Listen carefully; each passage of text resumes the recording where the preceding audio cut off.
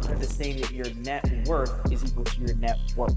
If you are between $5,000 and $10,000 a month in income, you want to get to 20, you want to get to $40,000 a month, then I want to show you exactly how I did it, reverse engineer it, and give you 3 practical steps. If you ever heard the saying, the more hands you shake, the more money you make? Brad Lee loves this saying. He says it all the time. It's so true. And if you want to do business, you need to know other people, and other people need to know you. This is what I did. I separated. You got to become a lone wolf in order to hang with the lions. If you're with losers, you won't be able to go over there. You can't flip-flop. So the strategy, you got to cut off. You got to make a decision. I'm isolating. I'm writing down who I want to attract in my life. I did this when I was 17. Welcome back to Bridging the Gap. I am your host of the channel, Bridger Rogers. Welcome back to your life's catalog of mastering the 5 B's: belief, body, business, brotherhood, and finding that dream babe. So today, I'm going to show you guys step by step, okay, what to do and what not to do when finding a mentor, with specific case studies and examples from Parsa reaching out to one of his wannabe mentors. I'm going to walk him through case study and tell you guys exactly what to do, what not to do, and how to start building the interaction. Let's get into it. We're going to talk about what it takes and how to build a network of multimillionaires and build a Rolodex that will allow you to create freedom, the lifestyle you've always wanted, and how to make limitless money and have unlimited money, because you ever heard this saying that your net worth is equal to your net work. So today I'm going to share with you 3 steps that anyone can follow to start to spend the right amounts of time around the right people at your level. And so if you are between $5,000 and $10,000 a month in income, and you want to get to 20, you want to get to $40,000 a month, then I want to show you exactly how I did it, reverse engineer it, and give you 3 practical steps. So let's dive into this live coaching session. So Parsa, what were you asking me earlier when we went through, oh, by the way, to give you guys context, we just wrapped up a Patrick Bet David Vault conference. Okay, we got our Vault workbooks right here. And guys, this event was a game changer, because the specific part on how we even got to where we are right now looking at the network is through a process that Patrick calls your running mate, how to pick a running mate in business. And so for me, I went ahead and ranked Parsa on all the different categories: character, trust, work ethic, vision bought in, competency, skill sets, and then Rolodex context. And when we got to the last one, I rated him the lowest out of all the different character traits, and it was like a 0 to 1 out of 10, meaning if I needed to get connected with someone, Parsa right now, 21 years old, from Vancouver, just started making money, just started getting in the space, does not have the network of connections that I would need in a running mate. So he asked me, how do I build my network? What's the process? What are the steps? So we're going to get into that. So the first thing that I was just telling you, Parsa, was you want to spend, I would say, 40-50% of your time, maybe 60% of your time with people 5 steps ahead of you, like 60%. Like you want to spend the majority of your time, 40 to 60%, around guys that are 5 steps. What that means is guys that are 2, 3, maybe 5 years ahead in your given profession. So if you're doing 5K a month, you're spending time with guys doing 20, 30, 40K a month that were where you were 12, 18, 36 months ago. You're studying the mindset shifts that they've had. You're studying how they're operating, how they're spending their time. You're listening to their calls. You're asking them questions. These are peers. These are peers. These are like big brothers, right? These are big brothers. These are peers. These are not mentors. These are big brothers. These are acquaintances, right? Or these are friends that you develop, okay? Okay. Now, I'm going to share with you the categories, the 3 categories, and then I'm going to share with you a system and a process to actually start to schedule these networking sessions, how to start to spend time doing this, and then what that process of spending time doing it looks like. So that's number 1. Okay, you're going to spend, let's say you allocate 10 hours a week, for example, to building your network and building your social circle. 10 hours. Okay, you might be wondering, well, what do I spend 10 hours doing? Dinners, grabbing coffee, gym, getting your steps in, hitting people up for walks, like just socializing, right? And if you're watching this and you're an introvert, that doesn't give you permission to be shy and not meet people. Okay, you ever heard the saying, the more hands you shake, the more money you make? Brad Lee loves this saying. He says it all the time. It's so true, and if you want to do business, you need to know other people, and other people need to know you. So being intentional about serving other people and adding value to their lives, you can add value in a number of different ways, right? You need to understand the 5 love languages. I'd write that down. Read the book, understand it. There's a good book, 5 Love Languages in the Workplace, that I have that's very powerful. Like when you meet people, you need to make them feel loved. whether it's physical touch, you're dabbing people up, you're giving them fists, high fives, etc. Gifts. Okay, so there's physical touch, there's gifts, there's words of affirmation, there's quality time, and then there's acts of service. Which one's the two for you? The top two for me? I would say, what do you think? What do you think it is? If you had to guess. The way you show or you like to receive? I mean, usually the way you give is the way you want to be given to. Usually. You like the physical touch. Okay. You like the words of affirmation. That's true. That's true. And you like gifts. You think I like gifts? You like gifts. I like gifts. I actually, you know what's funny? The thing that makes me feel the most loved is honestly acts of service. Because my mom, growing up, she would like do almost everything for me. Like she was almost like my assistant. Yeah. And so I would be like, hey mom, can you make this? Yeah. Hey mom, can you do this? Hey mom, so like I would have like this relationship where I would ask her to do things and she would do them for me. And it made me feel loved because she didn't have to. And she could say no, and she did say no, but she said yes more often than not. So for me, like when I go to a nice restaurant and the service is incredible, I feel loved. I'm willing to pay more. Like for me, when I go to hotels, if the service sucks, I feel so unloved. If the place is cold, I'm done, right? Unreasonable hospitality, love it. Like that's my place. Like I will go pay 50 to 100% more for something just to have a great experience and human interaction. What do you think is mine? What do I think is yours? I think yours is words of affirmation, and I think yours is quality time. Yeah. Is that spot on? Yeah. Really? I think, on. Yeah. And then maybe third is gifts? Or you don't care about the gifts? Third, maybe physical touch or gift. Yeah, maybe. physical touch. Yeah, because you're always... Yeah. Physical touch. Okay, good. That's what I thought. So guys, if you can learn how to read people when you get to know people that you want to build relationships with, love is the center of human interaction and connection. People ask me, Bridger, all the time, Bridger, how do you sell so aggressively? How do you sell so much? It's because I have a very centered connection to God and love. And for me, selling isn't selling, it's serving.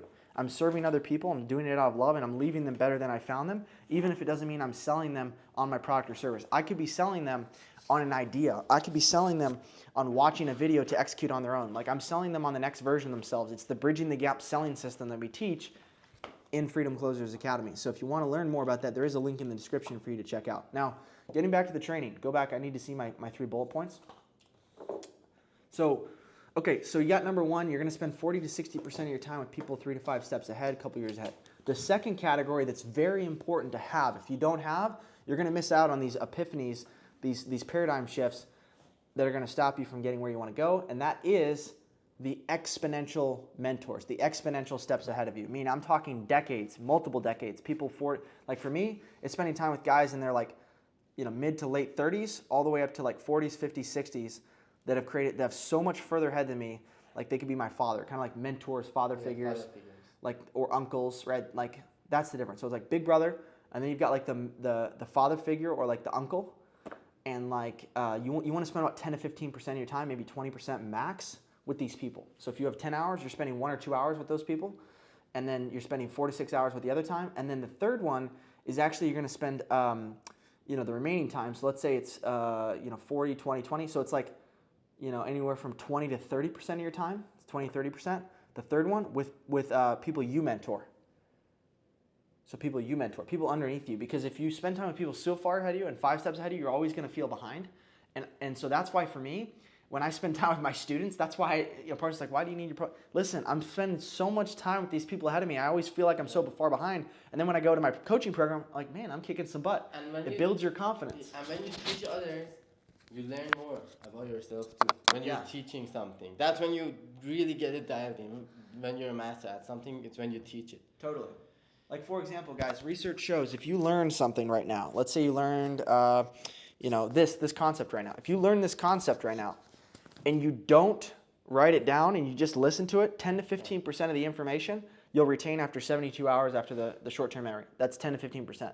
So that means you have a 90 to 95, or you have an 85 to 90% leak in your learning right now. That means you're literally you're wasting 85 to 90% of your time. If you want to get that to about 35, 40%, then you write it down. And if you want to The ultimate get level, to 85, 90% retention, you teach it to someone else. So anytime that I'm learning something new, I'm finding someone to teach it to or just share it to. So I would always go to my mom, hey mom, I just learned da. Yeah. So I increase, and it also helps you to be able to articulate, take new information in and teach it. Quick bridge tip for you. You can teach it to your phone. You can pull out your phone. This is how I got good on video. I would go read a chapter of Think and Grow Rich. I pull my phone. Hey, what's going on, guys? I teach it to my Instagram, my social media. Hey, guys, I want to share with you top 3 takeaways from chapter 4 of Think and Grow Rich. Boom. And then I'm teaching to my phone. I'm getting good on camera. So for you listen or watch, you write down, you take action, you teach to others. Yeah, that's it. 4 levels. That's the 4 levels. So 5 steps ahead of you, decades are ahead, behind you. What about people in your level? This is people at your level. 5 steps ahead of you. Yeah. Okay. Those are like colleagues. They're like a couple steps. Like for me, I'm not spending time with people at my level really. Occasionally, I'm always putting people ahead of me. Right? I would say anybody around your level or behind you is kind of where you want to be. So let's say you're making 5 to 10K a month. You're mentoring guys doing 2, 3, $4 grand a month. Or 5K. You're making If someone's at the exact same level as me, that's someone that I'm going to be role playing and training with. That's a battle buddy. That's a separate issue. That's not a networking. That's like a friend, right? So battle buddies are pretty much at your level and want to go to the same place as you. That's another training. If you guys want me to, I'm actually going to create another training. So make sure you subscribe to the channel because I'm going to create how to find a battle buddy for life and business. This is so important. So 70%, 10%, 20%. Yeah. Makes sense. Where do you put girls in this? Girls? I mean, no, seriously though. What do you mean, girls? I don't identify this as male or female. This could be female. I've got female mentors that are 5 steps ahead, decades ahead behind me, right? Like I don't look at it male female. If we want to talk dating, that's a different topic. Yeah, dating. That's what I mean. I don't do dating anymore. I used to do dating, guys. I got famous, on TikTok. I'm still trying to clean up my reputation from that. No. Not dating. It's a part of life, though. No, it is. No, I agree. And they're kind. Well, ask me anyways. We're gonna go a little bit off topic here, guys, but let's do it. What is it about? Because it's part of the B5 system, babe. So what's your question on the babe thing? How much time would you say? So 70% people ahead of you, 50 to 70%. 10% people ahead of you, like decades around of you, and 20% people behind you, coaching them, training your team. That's how it is. What about chicks though? Where would you put them? How much time, percentage? How much time? It depends on what season of life you're in. So for me, like... That's what I was getting at. Yeah, it's a season of life thing. Like if you're on a sprint to find your wife, like my friend Brian Moncada, shout out to the man, adspend.com, my first friend in Scottsdale, I remember when he went on what was called like a dating sprint. His goal was to go on like 3-4 dates a week, max. He would do 3-4 dates a week, meet as many chicks as possible, 100 approaches, like crazy. And he did, on his second sprint, he found his wife. And then that's when you figure out your time, and like that's maybe where you spend, like you're spending 8-9 hours on business, you're spending 3-4 hours at night on chicks.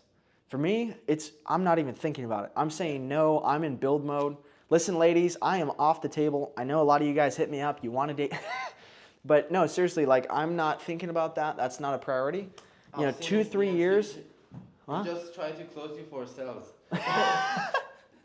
Yeah, slide in my DMs. You'll end up getting on call with this guy to join my sales program. That's how I filter them out. It's like, oh, you want to date me? Buy my program.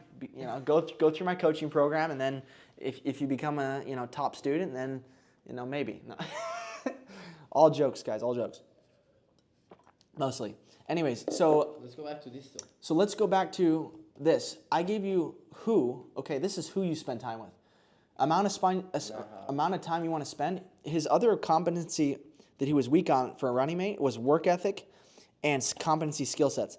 I see these go hand in hand. If your skill sets are lower and your work ethic's lower, it's going to take you much longer to get where you're looking to go. The way that I see competency and skill sets is efficiency, leverage. Okay? Meaning you can put in 1 hour of work and you get $2 back, or $20 back, whatever. It's your dollars per hour. And then your work ethic determines how many hours you're going to work. So if you want to increase your dollars per hour or your dollars, then you go work on your skill sets. But in order to work on your skill sets, you need to up your competency work ethic. So you got to do both. So I was telling Parsa, when it comes to these 3 areas that he's working on, he's going to spend 80-85% of his time, work ethic, comedy skill sets, working on those. In the evenings, okay, or throughout the day, coffee, break, etc., he's going to spend 10 to 15% of his time on building his network, maybe 20 week to week. So what does that mean? Let's say on a 60-hour work week, you're going to spend 10 hours networking, 8 to 10 hours. Meaning, I usually try to do something every night with I try to do something every day with one of those 3. Sometimes twice a day. To be honest, like I try to do 2 or 3 contacts a day in those. Exactly. I try to do one of each, to be honest with you. I don't always get the decade. That's usually a twice a week thing, 2 or 3 times a week. I'll hit up an Exponential mentor. Every day I'm hitting up someone 5 steps ahead or like a competitor. And then every day I'm reaching out and giving back to someone. Every day. Reaching out, who can I love on, who can I support, who can I send encouraging messages to, who can I send gifts to, who can I send thank you notes to. Like I'm just constantly thinking about how to add value and building my own culture, right? Like I think as an individual, you need to get known for who you are. Like I'm known for energy, bro. Everyone's like, dude, I love your energy. Like I met this beautiful Ukrainian girl. She showed me around and she's like, Guys, I'm not into dating anymore. 10 minutes later. Guys, I met this beautiful... Guys, listen, it's a background of my life. It falls into the background. Okay, it just happens, you know? And hey, I needed a guide for the city anyways, okay? Yeah. And went hand in hand with what I was doing. So, you know, I leave, she hits me up, and she's like, I love your positive energy. And she doesn't speak hardly any English. So she translated this. She's like, I miss your positive energy. So for me, I'm an energy guy. Like you get around me, I love your energy, Bridget. I love being, you know what I'm saying? Like everyone's like, dude, your energy's insane, right? Let me ask you this. Have you always had this energy, or you kind of developed it in your Always. Nice. Always. Dude, I was 3 years old. My mom has stories. I was 3 years old. I would be at like a church event, and there was like this like thing, there's like group activity in the backyard where there was like it was kind of like a giant like parachute almost. Like everyone's around this circle with this parachute, and they would basically throw it up like the air, and it would create this dome of like this cool canopy. And at 3 years old, I was leading. I'm a natural born leader. I would be like, I'd go in the middle of it. All right, guys, 3, 2, 1. And just subconsciously, 3, 2, 1. All right, let's go. And I'm like leading people, and like I'm just constantly like I'm in there taking charge. Like that's my personality type. I'm an ENTJ. I love leading. I love breaking barriers. I love going first.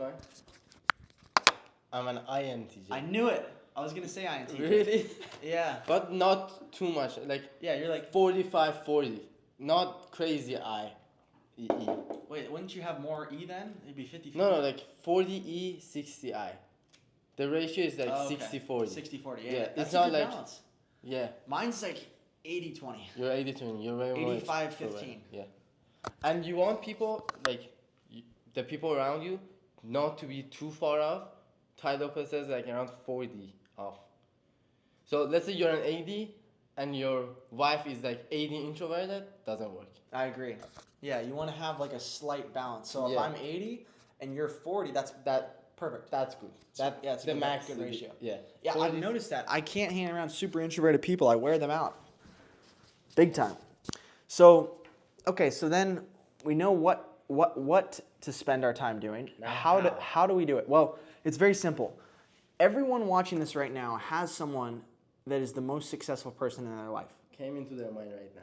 Who's the most successful person that you can think of that has the life you want that you'd like to spend more time with? Boom. Person comes into your mind. How do you get in touch with them? Typically, that person you may not even have built a relationship with. They're one step away. Maybe your parents know, hey, you know that one guy, he's super wealthy, got this car, one relationship away. Typically, you need to go one relationship away, and you need to go to the relationship you have, and then you need to say, hey, I'd love to get in touch with this person. Can you put them in touch with me, or can you set something up? So you go to that person and say, hey, maybe you get them a gift, you get them something, and then you loop back around, hey, can you put us in touch? We'd love to introduce this. I'd love to meet this person. But that's the thing. Because like, of XYZ. If you're going to introduce me to someone, I'm going to represent you. So you need to show to the person that you're going to ask first that you're going to keep up their reputation. And you're actually going to help their reputation get better even. That's a given. I don't even need to do that though because... No, but for everyone I'm saying. For everyone saying. Well, because that's... like people, they're like 18, they're in their mom's basement, and they go to their friend, hey, can you introduce me to this guy? And they don't. Because like, why would I introduce you to this guy if you're going to come and act like a dickhead, and then that. Well, that's just your character, though. I think. So let me explain some parts. So you're talking about, are you talking about character or immaturity? No. So let me ask you this. Let's say I ask you to introduce me to Ty Lopez. Okay. Now imagine every time you saw me, I had messy hair, messy beard. I was like, yeah, I was complaining. I had negative energy. Would you do it? That's No. that's character, bro. Yeah. So then what I'm saying is you need to build your character. You need to become a person worthy of getting introduced. Exactly. I talk about that actually. Like before you can start hanging out with winners and lions, you have to separate from the losers because the winners don't want to hang out with the losers. So you got to separate. This is what I did. I separated. You got to become a lone wolf in order to hang with the lions. If you're with losers, you won't be able to go over there. You can't flip-flop. Exactly. So the strategy you got to cut off. You got to make a decision. I'm isolating. I'm writing down who I want to attract in my life. I did this when I was 17. I wrote down the exact perfect type of friend. I didn't have any friends at 17. Wrote down the exact friend that I want. Attracted one of my friends. He's 85% exactly what I want in a best friend. Loyal, been there for me for the past 6-7 years. Good dude. And he helps balance me out. He's a little bit more down to earth, not as ambitious, a little bit more chill. So it helps. He's like a friend. Like he's a consistent, loyal friend, like a good dude. So it's like I attracted him. We train. We have a couple common values: God, training, lifestyle. So. Now how? Oh, now the how. How is one getting connected to them? Yeah. So go to one relationship away. You got to be that person. So you become that person. You got to ask yourself, what would the person? How do these people act? You got to ask yourself that. Go watch on YouTube. It'll show you how they act. So then you start acting like that. You show that pattern. And you can let people know, hey, I want to let you know I'm making a change. You may have seen some other habits in me before. I want to let you know I'm making a change. I want to give you permission that if I start acting in this way, call me out. Yeah. You got to show them that you're coachable. Yeah. And then you need to ask yourself, like, why would this guy take time out of his day to coach me, to mentor me? That's it. The value equation. That's number 2. Can I share a story? Yeah.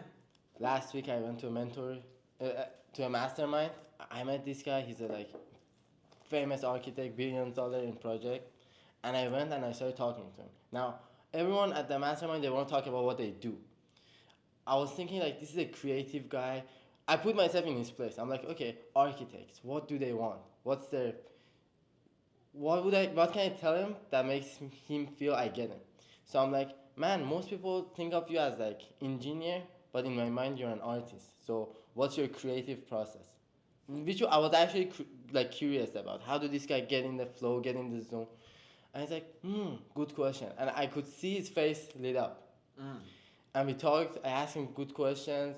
I made him feel good. And then I asked for his phone number. I texted him. I'm like, hey man, I appreciate the combo we had. Can you mentor me? And he's like, why? Why do you want me to mentor you? What'd you tell him?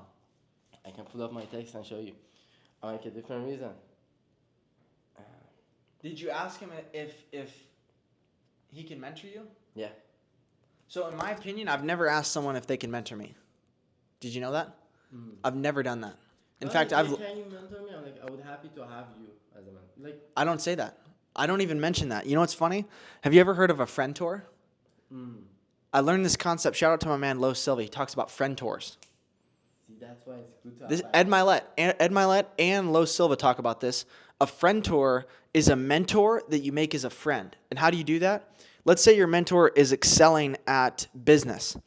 A friend is going to ask them about their family, their personal life, their hobbies, their preferences like sports, etc. So you have friendship, basically if you think about it as a Venn diagram, you've got this circle right here. Okay, and this is all their hobbies, their interests, etc. And then their business, their competency. You're spending a lot of time here, 70, 80%, and then maybe 15, 20, 30%, you're asking them about business. So if you're hanging out, you're spending 70, 80% here, 15, 20% here. So for example, I've got friend tour, and then this right here, this third bucket, this is what you have that they don't. Yeah, good energy. Maybe they're good in business, they're bad at dating. You help them with their dating. Yeah. They're bad at fitness. Yeah. Let me read this out. That's what I used to do. I used to help people with fitness and dating. Those were my specialties. Or you pay them sometimes. Yeah, or you can give them money. Yeah, but it's the value you bring to the table. And then if you hit all 3 of those, that's the Venn diagram. You hit it on the spot. So you told this guy. What was the first question about the mentor thing? I'm like, hey, I genuinely enjoyed the combo we had. I would be happy to have you in my life as mentor. Then he asked some question, and then he's like, I'm open to the possibility I like how you carried yourself. Now I showed up there, nice suit, beard lined up, confidence. So if in the first place, if I didn't carry myself well, it wouldn't even got to this place. What is your question? Is like, what is the role of a mentor?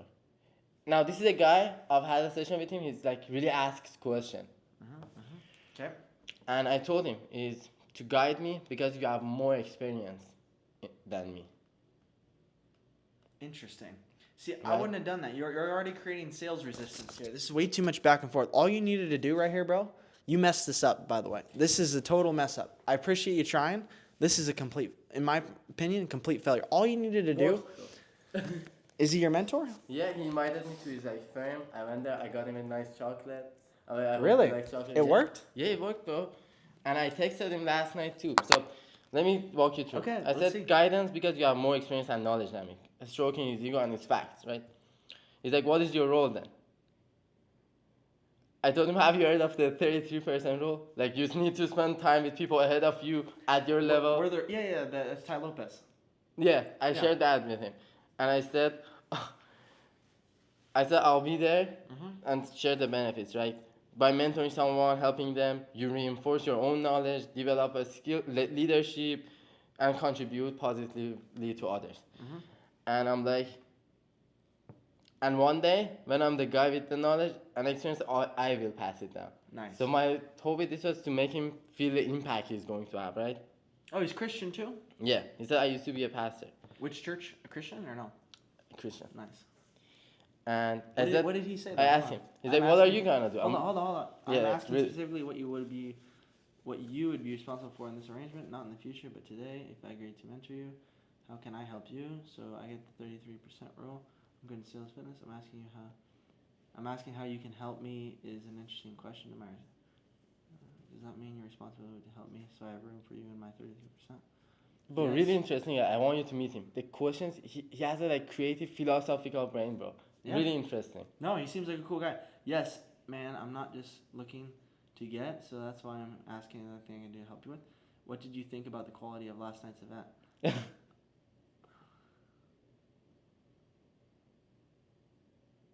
He's like, why did you criticize the protein? Because there was no protein on the like menu, right? And he thought I said this is what? This is interesting. He thought I said pathetic. But I said there's no protein. He misheard my accent. And he thought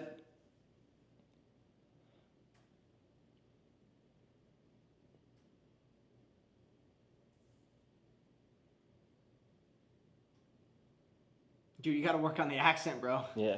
That one mistake could have thrown you off, bro. So for More you, from my mouth. yes, write this down. Non-negotiable, bro. You need to be training 15, 20 minutes a day on your accent. You need to get an English voice trainer, and you need a battle buddy. I'll hook you up with my maybe. Actually, no. Maybe. I was thinking about hooking up with the Ukrainian that doesn't speak English. She could train her. I would get Ukrainian accent, she would get Persian accent. No, it doesn't work like that. You think? No, it doesn't. Yeah, but you guys could train together. So, this is a very interesting conversation. yeah. This is way too much back and forth, though, in my opinion. No, but this we're is just interesting. talking. But I want you to meet this guy.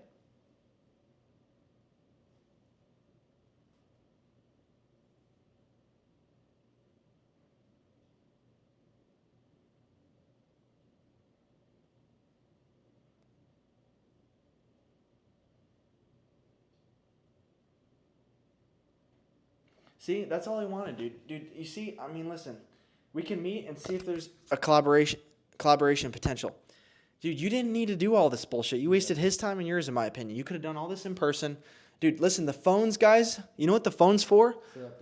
It's meant to set up appointments. It's not meant to freaking, I mean, you can, but it's like, it's low ticket interactions. It's transactional stuff. No leverage. There's no relationship in text messages.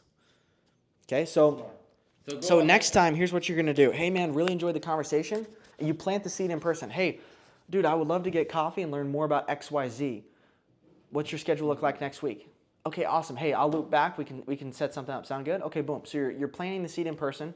You're messaging them, hey dude, really looking forward to grabbing coffee. You just get coffee with the guy. You don't say I want to mentor him. You just ask him questions, and then you figure out more about him with the 3 things. Figure out how to add value, talk about his hobbies, you talk about this, and then you just build a relationship with the guy. Simple.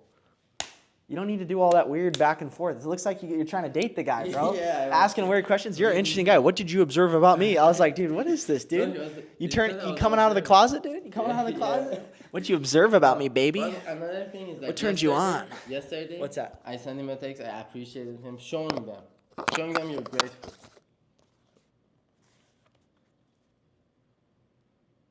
There you go. No, it's good.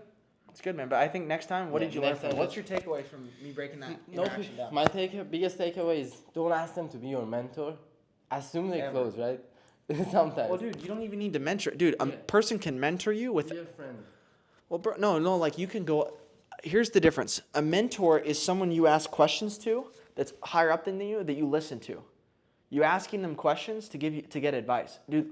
Can I ask you? Let me ask you this, right? Like you're thinking about you're asking for advice and guidance, right? Like an inner circle, like advisor, right? So like you don't need to ask them to mentor you because that's like asking them to get married before you've even gone on a date. It's like, hey, you want to be my girlfriend? We haven't gone on a first date yet. Does that make sense, guys? Yeah, it makes sense. Ask them on a first date, your mentor. Not actually, but ask them on a coffee date. Do a coffee date, okay? Listen, bro. Did you guys think I asked Greg to mentor me? No, I asked him, hey, can I do it? You took him on a date, bro. The video on YouTube, you're looking at him like. No, but hey, that's so 6 years. love. That's 7 years into the relationship. Dude. 7 That's pure 7 brotherly. years of That's dating. brotherly. That's brotherly love right there, brother. Yeah, I can see that. That's 7 years of love, dude. Of course. I love that guy, dude. And bro, this is one of the things. Let's call it out real quick. The matrix or whatever you call the agenda, they don't want guys to have that brotherhood, to have their love between them. Like, if I tell someone, oh bro, I love you, people are gonna be like, oh, are you gay? But what's wrong with loving your brothers? Totally. I mean, listen, I don't know who those people are. I just don't associate with those people. Yeah, we don't. Or I break their frame. I close them. Someone says, dude, let me ask you this. What makes you say that if I love a brother, that's gay? That's gay. And then he'll go into his story. Well, this one time this guy told me he loved me, and then he freaking grabbed my cock. Oh, gotcha. No, so you got not some guys trauma. though. Like, let's say if I call you, bro, I love you, bro. Some other people that see, oh, that's so gay. What's some other people though? Who? We don't care about them. Yeah, exactly. They don't even exist. But I'm trying to say for people in the like YouTube that are watching it, maybe they want to call their friends, tell them, show them love, but they're afraid to do it because in their head they've been psyoped into believing that it's gay to tell your bros you love them. But it's not.